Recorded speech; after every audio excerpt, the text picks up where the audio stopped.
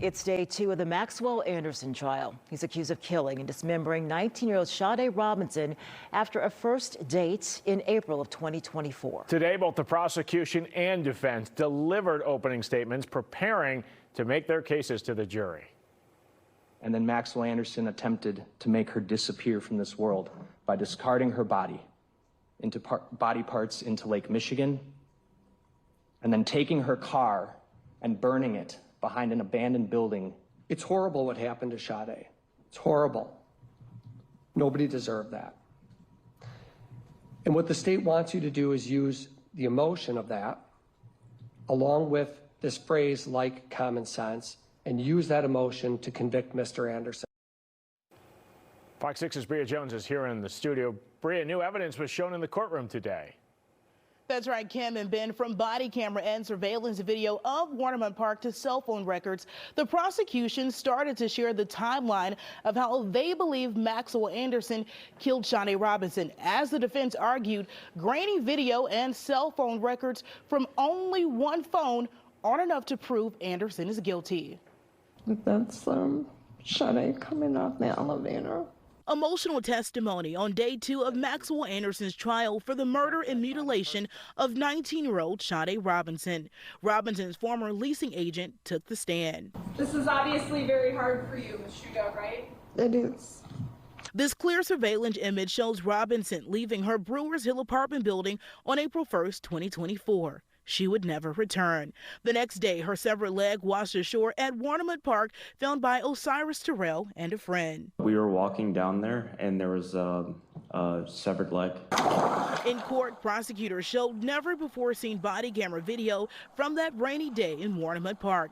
Prosecutors also presented video of what investigators say is Maxwell Anderson on a bluff more than 13 hours prior. The silhouette was seen near Lake Michigan for over an hour, from around 3 a.m. to 4:15. Grainy images. Yes.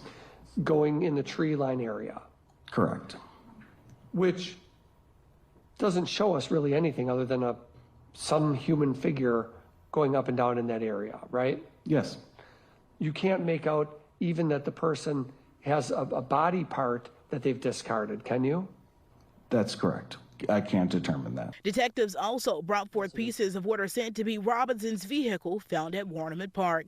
Last on the stand today, Robinson's former pizza shuttle manager, who detailed the day Robinson didn't show up for work, prompting her to worry and report her missing to police. When I messaged her, I said, please just text me and let me know you're okay, because she doesn't have to come to work. She doesn't have to answer her phone.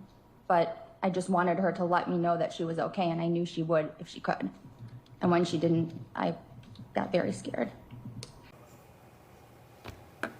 Bria, talk a little bit more about some of the testimony and what you saw and heard. I thought what was interesting from Young's testimony was that the last thing that she said on the record was that after she contacted police about Sade being missing, she was informed that they had been in contact with her, only to later find out that there was some sort of miscommunication and they had never contacted her. Wow, interesting. The first that we're hearing that. Yeah, we're seeing all that new video today, too. That stuck out with me. Bria, thanks. Appreciate it. Today, we also learned the discovery of the leg came about 12 hours after the now retired Cudahy Water Utility Superintendent got a call from a contractor. It was about the gate that leads down to the lake. The gate had been hit really, really hard. It's a large industrial fence gate. The post that it was in had been moved, and there were plastic car parts like you would see from the front of a car that had a collision laying around on the pavement. After the discovery, police were called, adding a new element to the investigation.